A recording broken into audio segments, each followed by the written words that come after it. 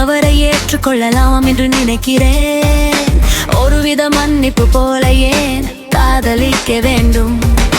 இவ்வளவு கொடூரத்துடன் நாம் இணக்கமாக இருக்கலாம், கொஞ்சம் அதிகமாக இருக்கலாம். அதுதான் நம் தெளிவின்மைதான்.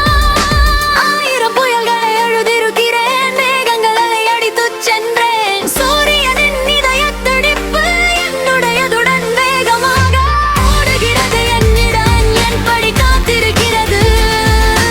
என் பதையிருக்கிற மணல் இதுதான். மற்றும் நேரம் நமக்கு இன்னும் ஒரு வாய்ப்பு இருக்கலாம் என்று நான் நம்ப விரும்புகிறேன். இடத்தில் ஒரு பாய்ச்சலையோடு பொன்னிழல்கள் எப்படி வெளிச்சமாக வாயறில் கடித்தேன்.